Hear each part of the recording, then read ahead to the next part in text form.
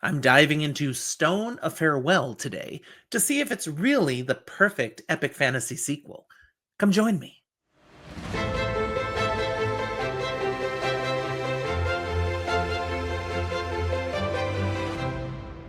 Welcome to Fantasy for the Ages, the show where a father and son talk about fantasy, science fiction, horror, and other nerdy things we enjoy.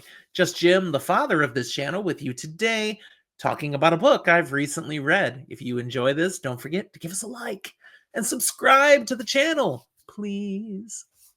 Okay, I'm talking about Stone of Farewell today, book 2 of Tad Williams' Memory, Sorrow, and Thorn trilogy. Stone of Farewell came out in 1990 and is epic fantasy. My introduction to the epic fantasy writing of Tad Williams came with book 1 of this trilogy, The Dragonbone Chair. It was great. I totally dug it, loved it. It left me wanting to know more, so I moved right on into book 2 here, Stone of Farewell. As for the setting, this directly continues the story that finished up in the Dragonbone Chair. There's just a little bit of time that passes while Simon and his people are healing up from the massive event at the end of book 1. The book gives us much more of the land of Austin Ard, this whole region. We had a lot of world building done in book 1. Now we just get to enjoy it and enrich our better understanding of the area and say a lot of cool words. Seriously, these are unique and totally fantasy names, like Naban, Aldeote Forest, Naglamund, Jao E Tanuki. Oh man, it's hard.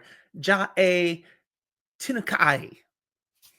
The High Thrivings. Okay, that one's a little easier to say, but these are fun words and totally fantasy. Here's my spoiler-lite summary of the story.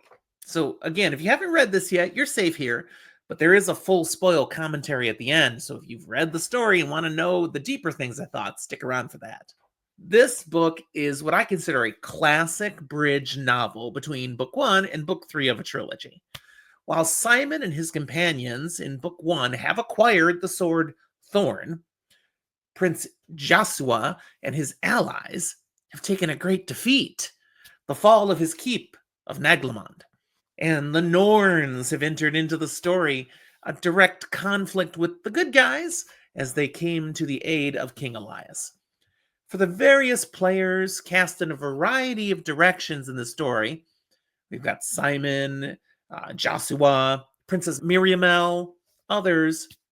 This whole story becomes about them going off on the various ways that they're kind of forced, led, fated to go, and then many of them starting to work their way towards the Stone of Farewell. Their paths are going to converge. You can see this happening as the book comes along, and they're converging through luck, but again, destiny really seems to have something to say here. There's prophecy involved that becomes more and more clear as we go. We see the powers of evil rising in the story, and the powers of good really knocked low, but striving to endure, to overcome, to not be snuffed out with all hope lost. And through this, we get to enjoy still the story of Simon growing into his own. And indeed, in this book, growing a lot. I mean, come on, he started out as a 15-year-old. He's going to turn 16. I grew a foot at that age. Simon and I have some things in common. Simon's story and our understanding of the greater story as a whole is advanced considerably in this novel during a lengthy period of time where he lives in, and indeed is not allowed to leave, the magical sanctuary of the Scythi. This is an area long completely closed to outsiders, but Simon gets in.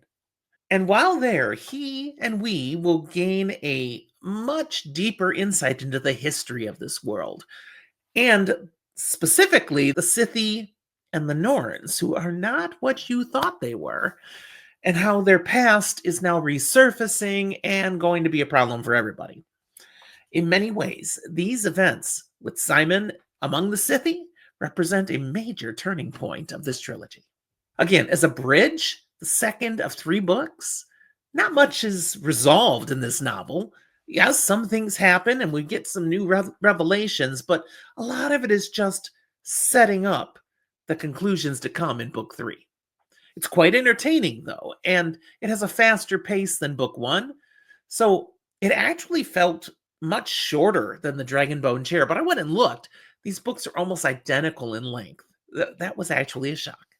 For plot depth, well, as they say, the plot thickens. We had a ton of world building in the first book.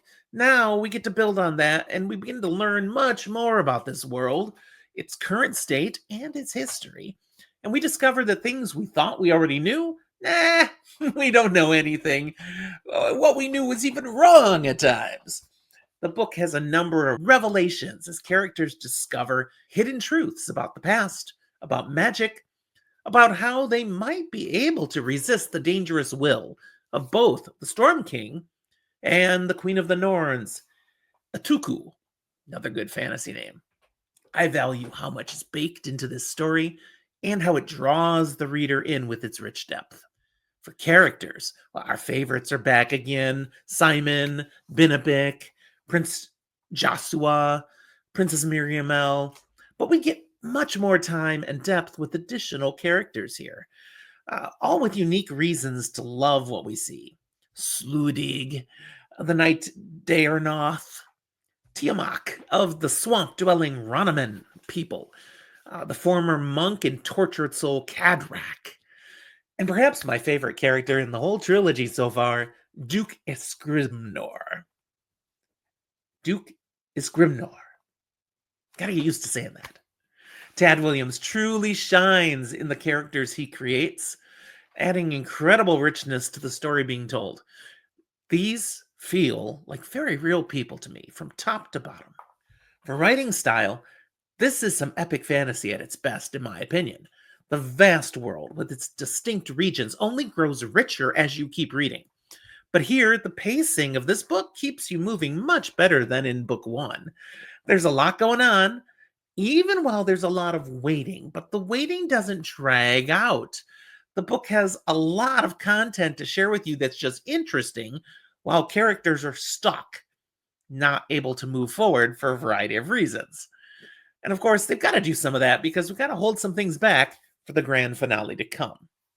I found it interesting how Williams was able to write in this way that even as he's showing characters getting frustrated that they can't move forward, that they can't do what they want, we're still interested. I mean, that's not easy to do, but he does it with panache. For themes in this book, I'll give you growth through suffering, which might just be another way of saying this is a coming-of-age story. We've got war, loyalty, and betrayal on display in numerous ways in this story. As with the last book, there's a significance behind cultural memory and forgotten histories. And then I'd say the power of alliances is on display as human groups and even non-human groups bond together for a common cause. For warnings, well, we got violence again here because there's war and its aftermath. Battlefields are not pretty places after a war, after a battle stops. We've got death again, many times, both major and minor characters. Mental trauma and grief is on display, in particular with one character who I have not mentioned yet, but her character arc is heavily leaning into the results of trauma and grief. It's kind of depressing. Also repeating in this book are triggers related to torture, psychological manipulation, dark magic, and elements of supernatural horror. Though not incredibly huge aspects of the story, but they're there, so you've been warned. For my rating, this is another 5-star read. I could not stop reading this book, and honestly, it makes me feel like I overrated the Dragonbone Chair, but there's nothing wrong with that book. I enjoyed that book. It's just this felt a notch higher, and I'd already given that a 5. So what am I going to do when I get to the last book? Because I'm sure it's going to blow these two out of the water. I may have to create an imaginary number or something. All right, that's where you stop now if you haven't read the book. I'm about to move into spoilers. So go read this book and then come back. Thanks for joining us, and don't forget to like and subscribe. The Spoiler Room. All right, you're still here. That means you are ready for some full spoil commentary. I really enjoyed in this book learning the history of the Scythi and the Norns, how they're actually the same people, just kind of like two different clans. And they once were united, but they split, and the division came from their opinion of humans. It's fascinating to learn all this past and how now it's impacting what's to come. Actions in this book, particularly with Simon when he's trapped amongst the Scythi, again suggests to me that he might be part Scythy. I felt that way in the first book.